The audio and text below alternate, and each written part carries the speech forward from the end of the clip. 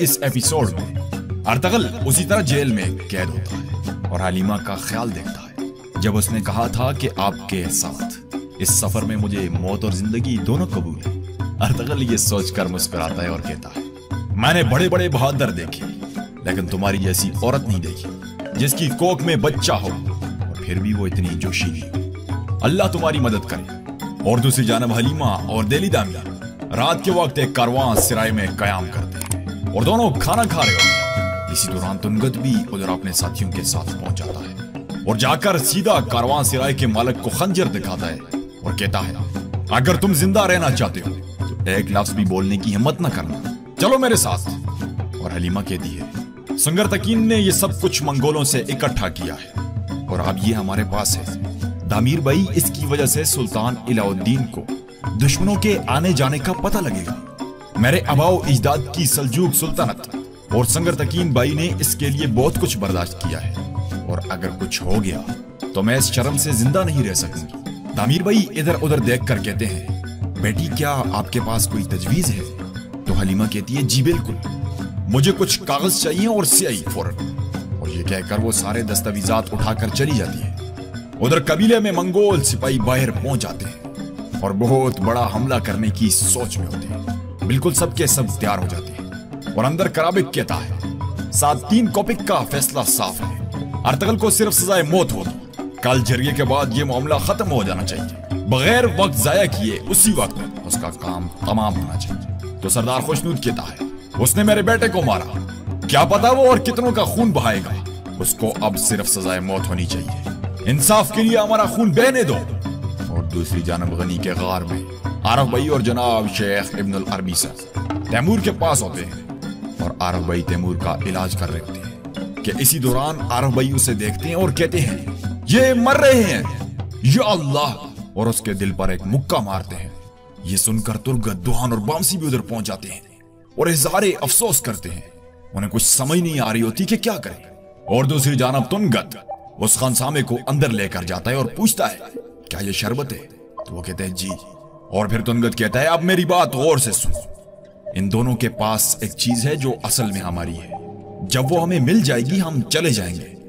हम किसी को तकलीफ नहीं देना चाहते, खास तौर पर जब तुम्हारी बेटी और बीवी हमारे पास है। और फिर बेहोश करने की मशरूब उस शरबत में मिला देता है और कहता है, ये शरबत लो और उन दोनों को जाकर दो ताकि हम अपनी चीज बगैर किसी हंगामे के हासिल कर सकें और जाएं। और फिर वो शरबत लेकर चला जाता है। उधर हलीमा सुल्तान कुछ नए दस्तावेजात बनाती है जिसमें खुद से कुछ नक्शे और गैर जरूरी मालूमात जाहिर करती है। और उधर गार में आरफ भाई उसी तरह बार बार तैमूर को देखते हैं तो जनाब शेख साहब उनके लिए खुसूसी दुआ करते हैं। तुर्गत, दुहान, बामसी ये तीनों बिल्कुल पागल हो जाते हैं और आरफ भाई बार बार उसके दिल पर मुक्के मारते हैं। शेख साहब की दुआ जारी होती है। एक अजीब माहौल बना होता है, सब परेशानी में मुब्तला होते हैं। आरफ भाई एक बार फिर अल्लाह का नाम लेकर उसके दिल पर हाथ मारते हैं जिससे उसकी सांसें लौट आती हैं। तो कहते हैं, अल्लाह का लाख लाख शुक्र है, इसकी सांसें वापस आ गई। सब ये देखकर काफी खुश हो जाते हैं और अल्लाह का शुक्र अदा करते हैं। तुर्गत, दुहान और बामसी की भी जान में जान आ जाती है और तीनों एक दूसरे को मिलते हैं। और दूसरी तरफ हलीमा कहती है, बस ये मुकम्मल हो गया। दामीर भाई कहते हैं, ठीक है मेरी बच्ची, अल्लाह तुम्हारे हाथ सलामत रखे, लेकिन इनको अच्छी तरह छुपाना। तो हलीमा कहती है, आप फिक्र ना करें, मैं इनको ऐसी जगह पर रखूंगी कि शैतान भी नहीं ढूंढ सकते। दामीर भाई कहते हैं, मैं परेशान नहीं हूं मेरी शहजादी, अब तुम सो जाओ, मैं दरवाजे पर पहरा देता हूँ। इसी दौरान वो खानसामा शरबत लेकर उधर आ जाता है और कहता है, ये शरबत हमारी पेशकश है, मैं ये आपके लिए और आपकी बेटी के लिए लाया हूँ। दामीर भाई इधर उधर देखते हैं और कहते हैं, अल्लाह तुमसे राजी है। और उसके जाते ही ये दोनों शरबत पी लेते हैं खूब सैर होकर।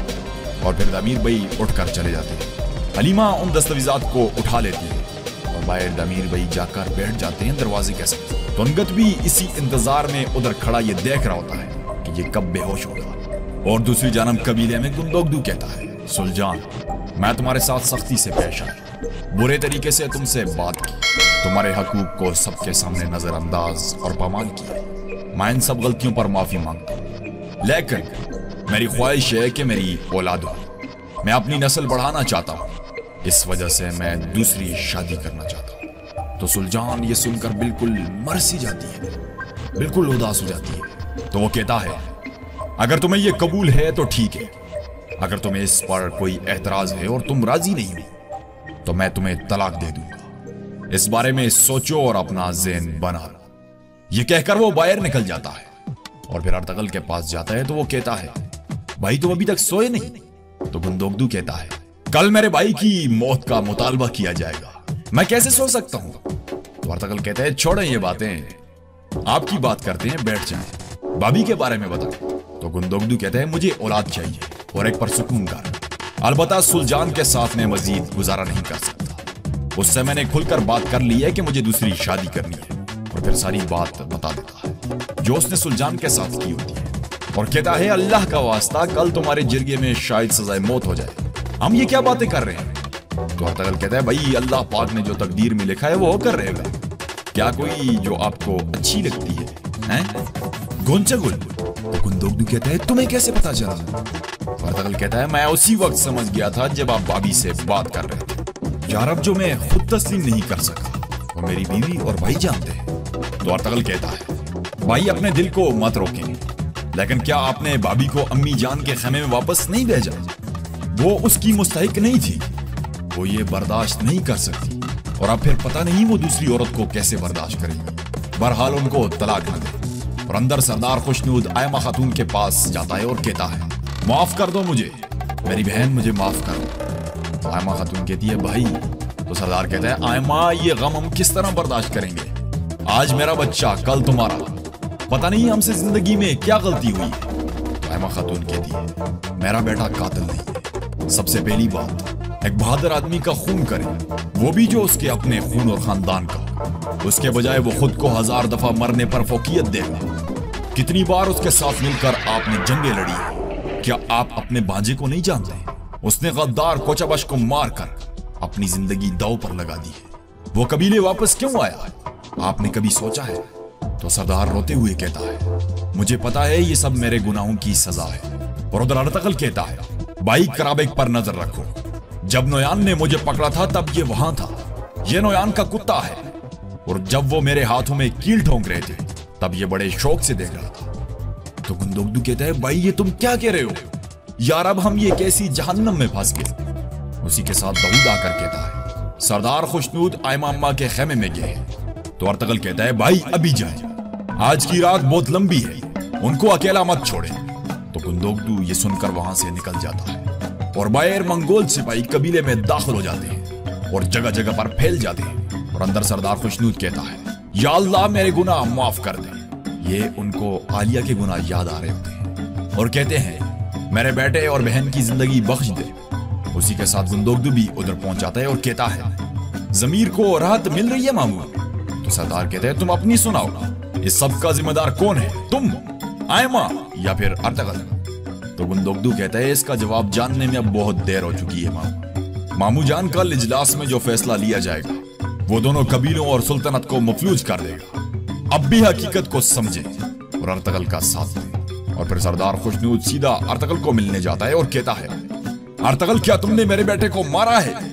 तो अर्तगल कहता है, मामू अब क्या जानना चाहते हैं? क्या आप कराबेक के पीछे छुपे राज को जानना चाहते हैं, जो सादीन कोपे के हुक्म से मेरी जान लेना चाहता है? कराबेक जो कि पहले नोयान का कुत्ता था और अब वो आपके खेमे में बतौर मेहमान आया है। मैंने आपको कोचाबश का सर दिया जो कबीले में फितना फैला रहा था, और उसकी कीमत मेरी अम्मी जान ने चुकाई। अब आप चाहते हैं कि मैं माफी की भीख मांगूं? और बाहर गुंदोगदू भी ओताक के सामने खड़ा होता है कि अचानक इसी दौरान मंगोल सिपाही उन पर हमला बोल देते हैं। पहले ये तीरंदाजी करते हैं जिससे काफी सारे सिपाही शहीद हो जाते हैं। तो गुंदोगदू कहता है, हमला हो गया, मंगोल आ गए हैं। और अंदर ओताक में आलिया कहती है, सब अपने हथियार उठाओ। तो सुल्जान कहती है, अरब भाई अम्मी जान का ख्याल रखना। वो अंदर आयमा खातून का इलाज कर रहे होते हैं। ये सब ख्वातीन अपने हथियार उठाकर बिल्कुल तैयार खड़ी हो जाती है। और उधर अर्तगल को ये आवाज आ जाती है, वो अंदर पिंजरा तोड़ने की कोशिश करता है और सरदार खुशनूद बाहर निकल जाता है और अपनी तलवार निकाल देता है और कहता है, खेमे की हिफाजत करो। अचानक एक गम का माहौल बन जाता है, हर तरफ शोर शराबा होता है और अंदर अर्तगल बिल्कुल भूखे शेर की तरह कभी पिंजरे के इस कोने में और कभी उस कोने में काफी ज्यादा गुस्से का इजहार करता है। तो तो नाज़रीन, यहाँ पर आज के इस एपिसोड का एख्तिताम होता है। उम्मीद करते हैं आप दोस्तों को आज का एपिसोड जरूर पसंद आया होगा। एपिसोड कैसा लगा लाइक या फिर डिसलाइक करके बताएं और अपने ख्यालात के इजहार करने के लिए कमेंट बॉक्स में कमेंट करें।